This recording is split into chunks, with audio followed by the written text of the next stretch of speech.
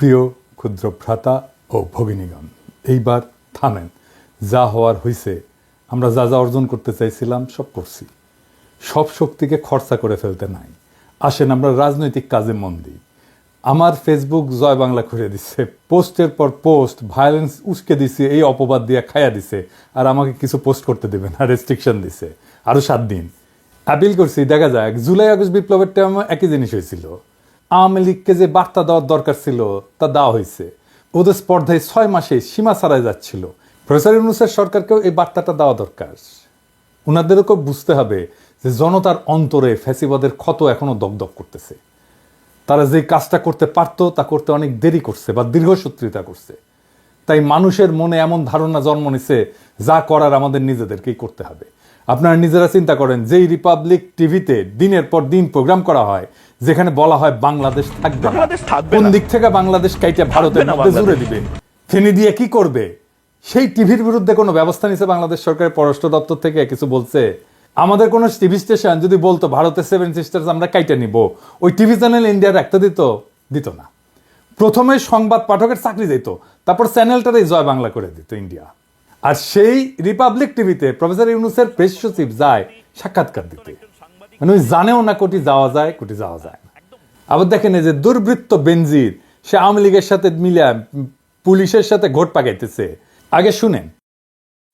আমাদের কারা অ্যারেস্ট করে আমরা এখানে এগুলো হচ্ছে ওই যে যখন বিএনপি ক্ষমতায় ছিল, ওরা তো অনেকবার ক্ষমতা ছিল, তারপরে আওয়ামী লীগের অ্যান্টি ফোর্সেস এরশাদ সাহেবরা ক্ষমতা ছিল, তখন তো ওরা অনেক অ্যান্টি আওয়ামী লীগ লোকজন পুলিশে ঢুকাইছে, সেগুলো সামনে নিয়ে আসছে, এগুলো অনেক রয়ে গেছে এখন, সেগুলো সামনে আছে। আর এমনি জেনারেলি পুলিশের তারা খুবই হাইলি ডিমোরালাইজ, সন্তুষ্ট এই সরকারের উপরে, বিকজ এদেরকে খুন করে, এদেরকে হত্যা করে তো এরা ক্ষমতা আসছে, এদের রক্তের উপর দিয়ে ক্ষমতা আসছে। 427টা পুলিশ থানা এবং ফাঁড়িতে অ্যাটাক করা হচ্ছে, অস্ত্রপাতি লুট করা হচ্ছে, প্রেগনেন্ট কনস্টেবলকে পুড়িয়ে মারা হচ্ছে। তো এইগুলো তো এরা সহজভাবে নেয় নাই। লোয়ার র্যাঙ্ক, বিশেষ করে কনস্টেবল থেকে ইন্সপেক্টর, এদের একটা বিশাল অংশ তো খুবই আনহ্যাপি, এটা বলতে পারি। তাহলে ওই যে ওই প্রশ্ন, তাহলে আমাদের অ্যারেস্ট করে কারা, ধরে হচ্ছে ওই পার্টি।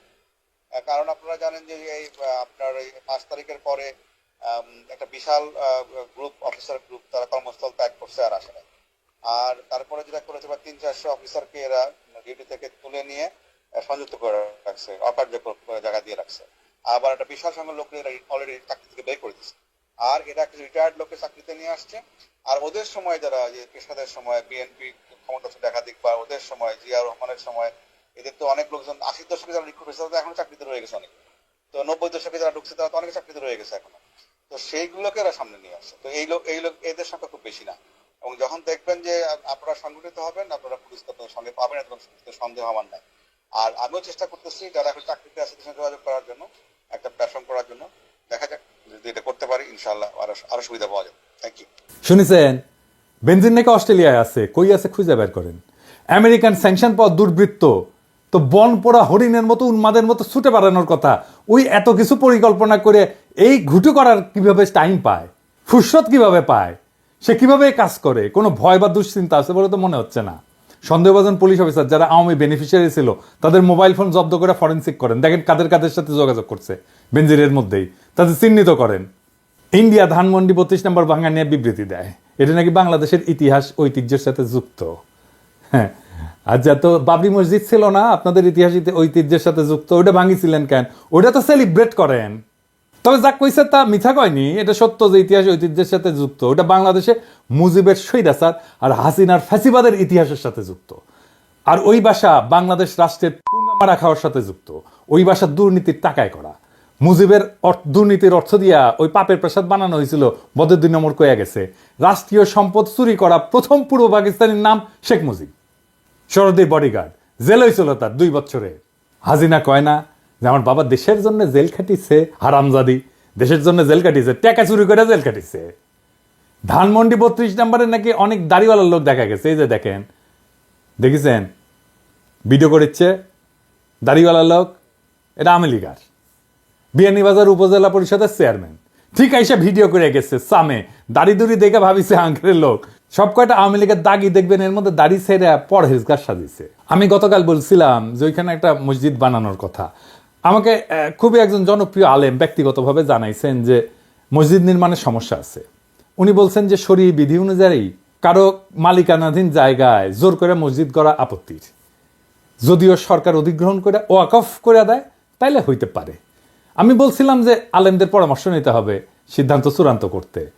তো যেহেতু ওনারা দ্বিমত জানাইছেন, তাই সেখানে কি করা যায় সেটা নিয়ে আমাদের সিরিয়াস আলোচনা করা প্রয়োজন। এই জায়গায় এমন কিছু করা যাবে না যা কেউ ভাঙতে পারবে, বা এমন কোনো অবস্থা রাখা যাবে না যে এইখানে 32 নম্বরের বাড়ি পুনর্নির্মিত হইতে পারে। আসেন আমরা ভাবতে থাকি। তবে 32 নম্বর নিয়ে একটা বিজনেস আইডিয়া দিই। জুলাই ফাউন্ডেশন ধানমন্ডি 32 নম্বরের সব ইট আর আবর্জনার মালিকানা নিতে পারে। এর প্রত্যেকটা খণ্ড আলাদা করে ছোট ছোট প্যাকেট করে বিক্রি করতে পারে, স্মারক হিসাবে কিনবে সবাই। কিছু স্মারকে জনপ্রিয় ফ্যাসি বিরোধী অ্যাক্টিভিস্টের সিগনেচার থাকবে, যেমন ধরেন মাহমুদুর রহমান, ইলিয়াস, আসিফ, নাহিদ, মাহফুজ, হাসনাত, সার্জিস ইত্যাদি, আরো অনেক নাম যুক্ত করতে পারেন। বিক্রির পুরা টাকাটা যাবে জুলাই ফাউন্ডেশনের আহত এবং শহীদদের কল্যাণে। কেমন হইলো আইডিয়াটা? যাই হোক, আরেকটা আলাপে আসি। আমি জানতে পারছি নানা জায়গায় হিন্দু সম্প্রদায়ের উপরে ভয়ভীতি দেখানো হইতেছে, তাদের বাড়িঘর, ব্যবসা প্রতিষ্ঠানে হামলার চেষ্টা চলতেছে। মেহরবানি করে এই কাজ করবেন না। কোনটা পলিটিক্যাল কাজ আর কোনটা ক্রিমিনাল কাজ, এই দুইটা আলাদা করতে পারতে হবে। কোনটা প্রতীকী আর কোনটা প্রতিহিংসা, চান্স নেওয়া, সেটা আলাদা করতে পারতে হবে। কখন থামতে হবে সেটা বুঝতে পারাটা জরুরি। এই জন্যই মুরব্বী লাগে, বুঝছাও। হ্যাঁ, ভাঙিছেন যে পারমিশন নিয়েছেন কারো কাছে, কোন এক মুরব্বীর পারমিশন নেবেন। আমারে যতই সিনিয়র ভাবেন না কেন, যতই দাদা দাদা করেন কেন, আমিও কিছু করতে গেলে, ইম্পর্টেন্ট কিছু করতে গেলে, গুরুত্বপূর্ণ কিছু করতে গেলে মাহমুদ ভাইয়ের সাথে আলাপ করে নিই। আমার দেশে মাহমুদুর রহমান, ওনার পারমিশন নেই। আপনারা হয়তো জানেন না, ওনাকে সম্মান জানানো তো আছেই। তারপরে একটা ওপিনিয়ন, যিনি আমারই মুরব্বী, আমার মতোই চিন্তা করেন, তিনি এটার ঝুঁকি সুবিধা মূল্যায়ন করে আমাকে একটা সৎ পরামর্শ, সাজেশন দেবেন। তবে 32 নম্বর বুলডোজার চালানো নিয়ে আমি ওনার কোনো পারমিশন নেই নাই, এখানে বেয়াদবি করেছি আর কি। যাই হোক, এখন এই ভাঙাভাঙি বন্ধ করা নিয়ে আমার কথা শুনেন না, প্রফেসর ইউনূসের কথা তো শুনবেন। উনি তো মানা করেছেন, এইবার থামেন। এই যে দেখেন, উনি আমাদের সবার মুরব্বী, মানা করছেন প্লিজ ভাঙাভাঙি বন্ধ। হিন্দু সম্প্রদায়ের ভাইরা আপনারা নিশ্চিন্ত থাকেন, কেউ যদি হুমকি দেয় আমাকে রিস্ক করবেন, ইলিয়াসকে রিস্ক করবেন, পুলিশকে রিস্ক করবেন তো অবশ্যই। মানে আমরা দেখবো কারা শয়তানি করতেছে, আমরা সাহায্য করব। আমাদের রিস্ক করার কোনো না কোনো রাস্তা আছেই, আমার নাম্বার অনেকের কাছেই আছে। এমনকি পুলিশ বাহিনী যদি মনে করেন আমার বা ইলিয়াসের ইন্টারভেনশন কাজে লাগবে আপনাদের, তাহলে আমাদেরকে রিস্ক করবেন, আমরা আমাদের সাধ্যমতো চেষ্টা করব। আচ্ছা, আর একটা আলাপে আসি প্রথম আলো নিয়ে। দেখেন, প্রথম আলোর সামনে আর্মি গার্ড রাখিছেন। ভাই, আপনারা কি হুঁশে আছেন? এইভাবে আপনারা রক্ষা করতে পারবেন? এটা তো কোনো সাস্টেনেবল ব্যবস্থা না। যে কোনো অপারচুন মোমেন্টে আপনারা যারা খাইয়া দিতে চায় হামলা করবে। আমি তো নিজেই হুমকি দিয়ে রাখছি। হ্যাঁ, শুনেন, ইংরেজি যেহেতু কইছি ঠিকই কইছি, তাই না? শুনেন। Well, I believe that there was a clear overreaction on the part of Pratham Alo and government. Everybody knows that, the organizer of the program is me. And anyone could have reached out to me and directly if something had gone wrong. And I have taken the full responsibility. I still take the full responsibility of the program. We didn't resort to any violence. We did not resort to any chaos or mayhem. So why was the army called in the first place?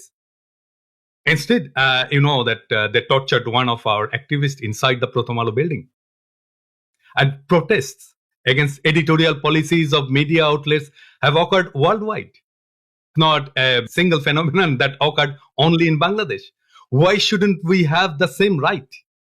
Pratham Alo and Daily Star made a great mistake by responding with violence against protesters. And I have not forgotten that. And will return with even greater force. And this time, no one will be able to drive us away. দেখেছেন তো, আপনি টেরই পাবেন না, প্রস্তুতি নেওয়ার টাইমই পাবেন না রে ভাই। আপনার সম্পাদকীয় নীতি পাল্টান, ওইটাই আপনার রক্ষা কবচ। 1/11 ঘটনার জন্য মাপসান মতিউর রহমান আর আনিসুলরা ঘাট ধাক্কা দিয়ে বের করে দেন প্রথম আলো থেকে। আপনাদের আর কিছু করা লাগবে না, আপনাদের উপরে রাক্ষোভ কমবে মানুষের। কিন্তু আপনারা তো আর এক হাসিনা, নিজেদের সংশোধন করবেন না, ক্ষমাও চাইবেন না। আপনাদের সম্পাদকীয় নীতির এক্সাম্পল দিই। হ্যাঁ, বগুড়ায় আওয়ামী লীগ জাসদ অফিস গুড়াই দিল বিপ্লবী ছাত্র জনতা, সেটারে প্রথম আলো লিখলো হামলা, দেখেছেন? আর বগুড়ার পত্রিকা করতলা লিখলো গুড়িয়ে দেওয়া হলো। আচ্ছা, এডিটর সাহেব, ওইটি আমার ওই বগুড়ার ক্ষুদ্র ভ্রাতারা, ওরা অবশ্য পারমিশন নিচ্ছে আমার। হ্যাঁ, তো পারমিশন নিয়ে ভাঙিছে, ওটা দেখান না কেন, ভিডিওটা দেখান। তারপর আবার চাকফুক ড্যান্সও মারিছে, দেখেছেন?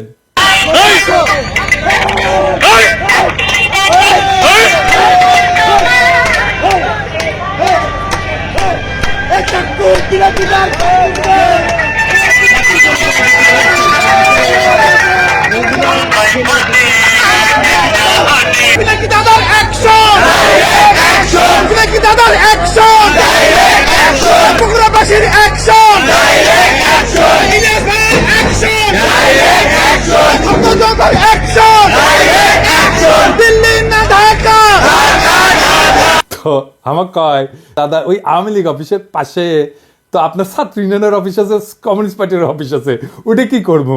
ওটাও তো ভাঙা পড়বি। তো আমি কইলাম ওটা একটু আমার বিবেচনা একটু সারণ দেওয়া যায় না? তো ওরা কইলো যে বিল্ডিংটা পুরানো, তো যদি ভাঙতে যায় ওটা পুরাটা ভেঙে যায়। আমি কইলাম আল্লাহর নামে শুরু করে দাও, তারপরে দেখা যাক, দেখমুনি কি করা যায় পরে। যাই হোক, আল্লাহর অসীম কৃপা ওটা ভাঙা পড়েনি আর কি। ভাঙা পড়লে না খারাপ লাগলো নি, ওটি তো আমার রাজনীতির সূত্রপাত। তাই যাই হোক, আর একটা জিনিস দেখেন, এই প্রথম আলো প্রসঙ্গে দুনিয়ার সব আন্তর্জাতিক মিডিয়া লিখলো প্রোটেস্টার্স, যত নাম করা পত্রিকা, আর মব লিখলো কে? ইন্ডিয়ান পত্রিকা, এনডিটিভি, দ্য হিন্দু, আর কে লিখলো ডয়েচে ভেলে। আবার ডয়েচে ভেলের রিপোর্ট যে লিখেছে সেও ইন্ডিয়ান। এটা সব দেখান না, লিঙ্কডিনের প্রোফাইল দেখান, ওই ইন্ডিয়ান, দিল্লির মাইয়া। তাই তারা জার্নালিজম করতেছে না, করতেছে ইন্ডিয়ান ন্যারেটিভ তৈরি করতেছে। এমনকি দিল্লি স্টারও মব লিখে, দেখেছেন? আপনাদের ল্যাঙ্গুয়েজ কেমনে অ্যালাইন্ড হয়, একই রকম হয়, বরাবর হয়ে যায় ইন্ডিয়ার ভাষার বাক্য ব্যবহারে। এটা তো একটা ব্যাখ্যা থাকতে হবে, তাই না? প্রথম আলো দেখেন, যখন ভারতে থাকা বাংলাদেশি সম্পর্কে লিখে তখন লিখে অবৈধ বাংলাদেশি, দেখেছেন? আর ভারতের অবৈধ নাগরিক যাদের আমেরিকা পাঁচাত লাথি দিয়ে পায়ে শিকল পরে পাঠিয়ে দিছে, তারা হয় নথিপত্রবিহীন ভারতীয়। কি সম্মান, দেখেছেন? এই যে বাংলাদেশ ঘৃণা, তারা এটা করতে পাইছে ইন্ডিয়ান প্রভুর কাছে। এই ফাজলামে অব্যাহত রাখবেন, আপনাদের কেউ বাঁচাইতে পারবে না। আজ হোক কাল হোক আপনাদের অবস্থা ধানমন্ডি 35 নম্বরের মতোই হবে, শুনতে যতই খারাপ লাগুক। এটা কোনো হুমকি না, এটা ভবিষ্যৎবাণী। দেখলাম অনেক সুশীলদের আহাজারি। আপনাদের একটা কথা বলি, হ্যাঁ বুঝছা, ওই বাড়ি বানায় দেওয়া সম্ভব, কিন্তু ওই বাড়িটার সাথে যত মৃত্যু যুক্ত আছে, যত কান্না হাহাকার, যত রক্তপাত যুক্ত আছে, ওই বাড়ি থেকে যত হত্যাকাণ্ড চালানো হয়েছে, সেই জীবন ফিরাই দিতে পারবে? তাই আওয়াজ নিছে। আমি সেই সমস্ত বিজ্ঞ ব্যক্তিদের পবিত্র কোরআনের সূরা আন-নামল এইটার 52 নম্বর আয়াত পড়ে শোনাচ্ছি। অতঃপর এগুলো তাদের ঘর বাড়ি যা তারা নিজেদের জুলুমের ফলে শূন্য অবস্থায় ফেলে গেছে, নিশ্চয়ই এতে জ্ঞানীদের জন্য একটি নিদর্শন রয়েছে। পড়েন, জানেন, খোদা তাআলা আপনাদের প্রশ্নের উত্তর মেলা আগে দিয়ে গেছে, ওইটা পড়েন, তারপরে আইসেন কথা কয়ে, আর কিছু কমো না।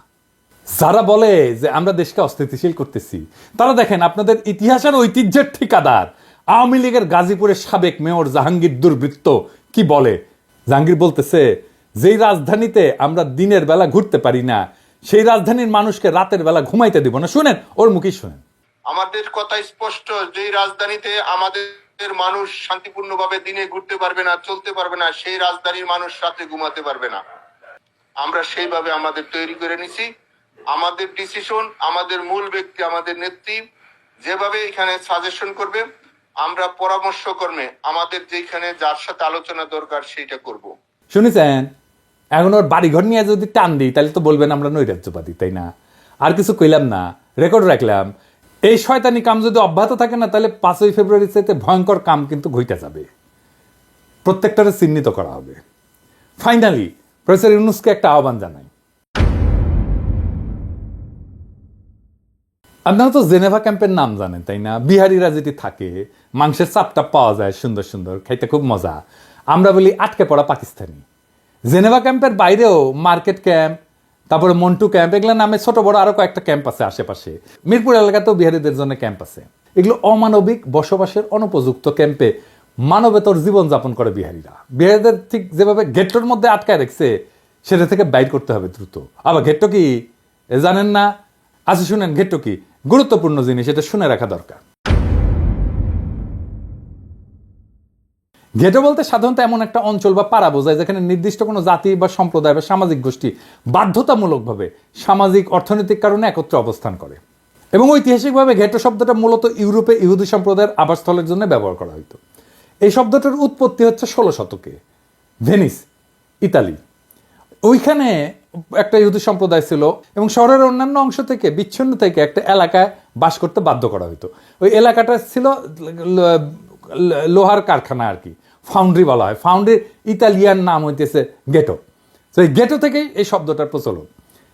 ভেনিসের পরে রোম, ফ্লোরেন্স, অন্যান্য ইতালির শহরেও বা ইউরোপের নানা স্থানে ইহুদিদের ঘেটোতে রাখার রীতি ছড়ায় পড়ে।